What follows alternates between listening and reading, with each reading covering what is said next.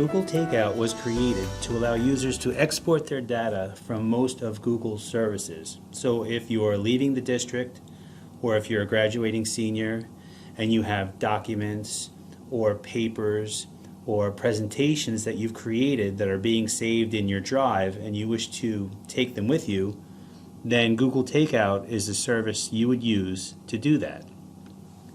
So the first thing you would do is come up into your browser and type out google.com/takeout.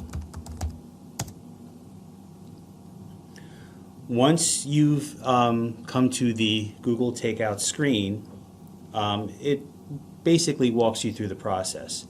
The first thing you'll notice is you'll have this area where you can manage your archives, so that if you've already created an archive file and you wish to access it, you would click on Manage Archives, and those files that have been created will be listed in date order and let you know how long they're available. They're generally available for about 10 days, and it will allow you to download that file so that you can upload it to a device that you may have at home or any other personal device you may have.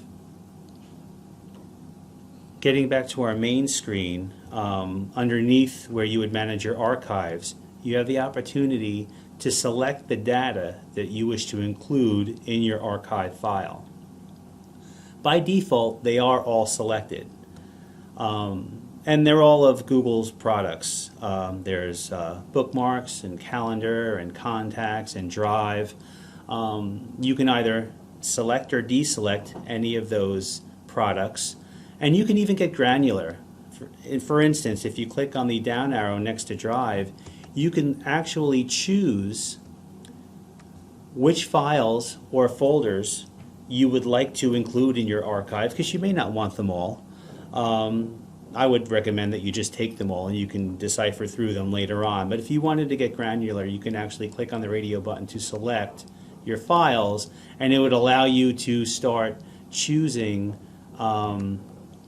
the specific folders and files that you would like to include. You can also choose the type of file you wish your Google files to become in your archive. So all of your documents by default will become Microsoft Word documents, all your drawings will become JPEG images, your forms will become Microsoft Excel files, your spreadsheets will also become Excel files. For the most part, your documents will become their Microsoft Office equivalent. And this is where you would be able to customize that. And that same holds true for all of the other applications that you would like to include in your archive. But once you've selected the products that you'd like to include, then you would click the next button. There, you can customize the file type that your archive will become. Most people will use a zip file because that's recognized on most computers and can be opened on most computers. You can also make it a .tgz or a .tbz file if you so choose. Most of you will want to make it a zip file. Then you can choose the size of your file, and you can choose anywhere from 1 gig to 50 gigs. But whichever file size you choose, that'll be the max size or the maximum size of that file. So if you choose 2 gigs, then if your archive file is larger than 2 gigs, then your file will be split into multiple files. So if you don't want large files, if you need to email them and you're concerned about file size, you can make multiple smaller sized files as opposed to one larger sized file. And then you can choose your delivery method. It defaults to send you a link via your email, which is what most of us would want to do, in which case then you can open your email from another device, click on the link, and then download your files to your device. You can also just directly add your files to another Drive account that you may have, a Dropbox account, or a OneDrive account. But again, I think most of us will want to just create a link that's downloadable from your email. Once you've chosen and customize all that you need to customize for your archive file, all you have to do is click Create Archive.